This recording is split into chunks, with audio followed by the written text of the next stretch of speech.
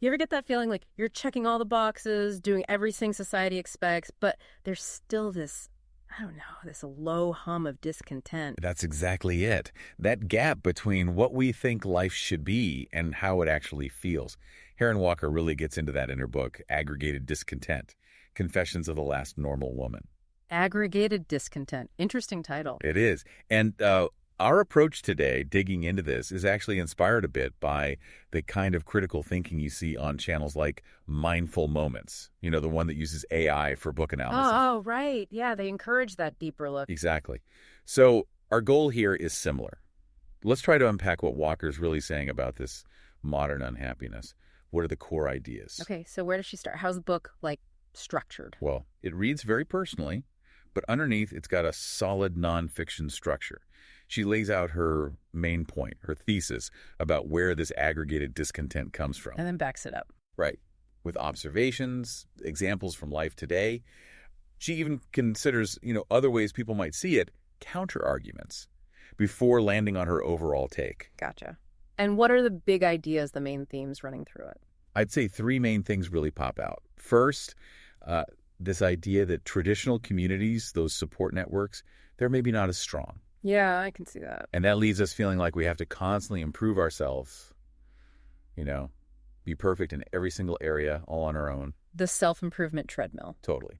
Second is the huge role of digital life, social media especially, how it shapes how we see ourselves, often leading to feeling, inadequate. Because everyone else's life looks perfect online. Precisely. These curated feeds create impossible standards. And the third theme is how past events, sort of historical shifts and cultural changes, are still affecting how we feel today. So it's like we swapped real-world villages for online ones that don't quite offer the same support. That's a great way to put it. And to really get it, you have to think about the context, the speed of tech change, how we communicate now. It's all shifted so fast. And ideas about roles, expectations. Yeah. They've changed too. Absolutely. That's all part of the backdrop for the anxieties Walker is exploring. Okay, so when you read something like this, you naturally think, where does this fit? Are others talking about similar stuff? Definitely. If you look back, maybe someone like Betty Friedan in The Feminine Mystique, she tapped into a similar kind of unease for women back then. A different era, but a similar feeling. Right.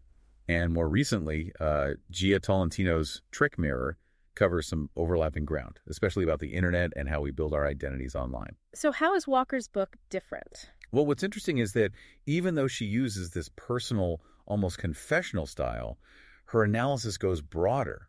She's connecting her feelings, but also showing how they link up to these larger social patterns. It's not just a memoir. So individual feelings reflecting bigger societal issues. Exactly. And the way she presents her evidence, just everyday stuff, cultural moments, it really shines a light on those pressures we often don't even talk about. How strong is that evidence, generally? It feels quite grounded in observation. Yeah. You could look at her arguments through different lenses, couldn't you?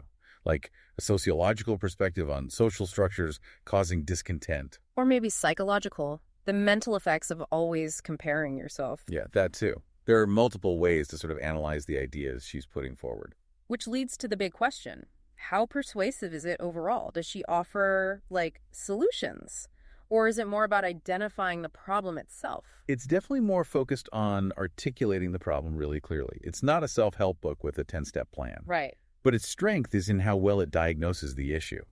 By laying out where this discontent might be coming from, it gives you, the reader, a framework to maybe understand your own feelings differently. That awareness itself can be valuable. Hugely valuable. Kind of like the reflections you might get from engaging with ideas from places like Mindful Moments or, from listening to discussions like ours. Just thinking it through is a powerful step. So if we had to boil it down, what are the main takeaways you think we should hang on to from Walker's book? Okay. I think maybe two key things. First, that nagging feeling that you're not quite enough. It often isn't just you. It's tied into these bigger social pressures and the comparison culture, especially online. So it's not always a personal failing. Exactly. And second, just being able to name these forces, to understand them a bit better, that can actually lessen their grip on you. Just seeing the pattern can be empowering. It really does make you pause and think about how much of our inner world is shaped by the outer world, maybe more than we realize. A lot to chew on there. Definitely. Well, thanks for walking us through that really fascinating stuff. And for everyone listening, if this discussion sparks something for you, hit subscribe so you don't miss our future explorations. Maybe share it with someone who you think might connect with these ideas too.